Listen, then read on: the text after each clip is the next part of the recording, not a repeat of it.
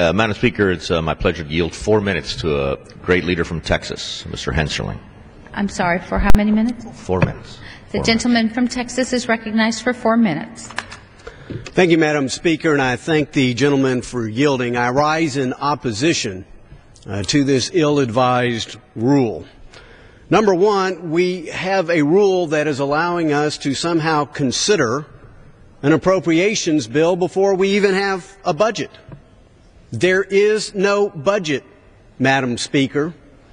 My friends on the other side of the aisle, the Democrats, don't even want a speed bump as they drive down the road to national bankruptcy.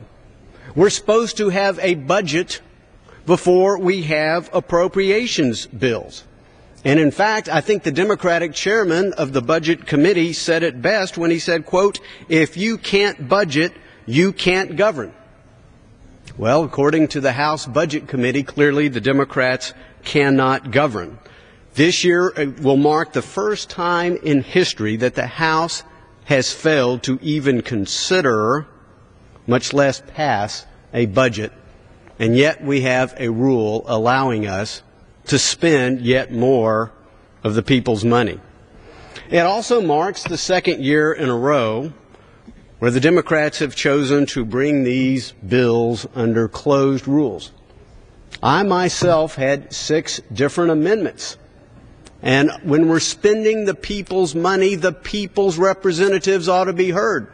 None of my 6 amendments will be heard, Madam Speaker, because the Rules Committee decided they would have a closed rule and they didn't want to hear for my amendments. So had I had an opportunity, Madam Speaker, I believe that the American people need to continue to focus on this practice of earmarking. The Republicans have taken an earmark moratorium. We said, you know what, the process is broken. Now, not every earmark is bad, Madam Speaker, but the process is broken. And yet the Democrats continue to bring them.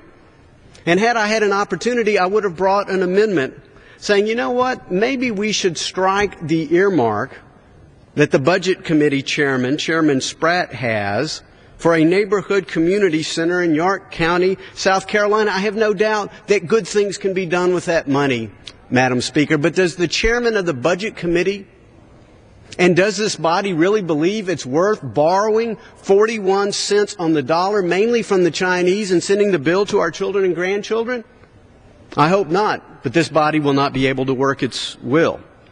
I would have introduced an amendment to strike the earmark from the gentlelady from Ohio, Representative Kilroy, who thought it was worth borrowing 41 cents on the dollar, mainly from the Chinese, and the bill to our children and grandchildren to put in the Columbus Bicentennial Bikeways West Side Improvement in Columbus, Ohio. Madam Speaker, at some point the American people want to know, does their president, does their Congress, what part of broke don't they understand? Earmark after earmark after earmark. And I could go through the list that I tried to offer, but unfortunately can't offer under this closed rule.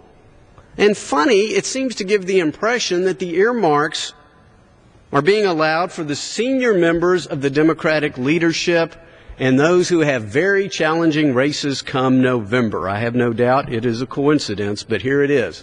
Yet no amendments can be offered. And when the gentleman from New York said he's bringing a rule that will allow us to debate a fiscally responsible bill, he failed to note it is 38.1% above the 2008 level. I mean, this is part of the spending spree that is bankrupting America. He conveniently only looks on a one-term basis, yet the American people have to pay on a multi-year basis. One more minute.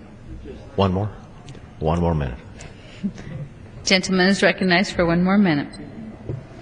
You would think, Madam Speaker, after this president and this Congress increased what we call non-defense discretionary spending, which is really garden variety government, not the entitlement programs, not the Pentagon, has increased 84% in just 2 years.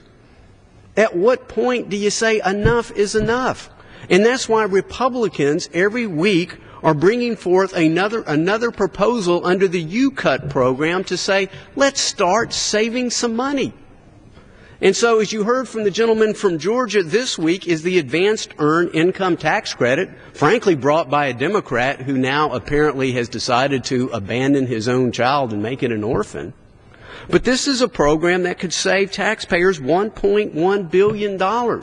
We need to vote down the rule, vote down the previous question, allow us today to make one small savings. Again, at least one small speed bump on the road to national bankruptcy brought courtesy of our friends on the other side of the aisle. Reject the rule. Gentleman's time has expired.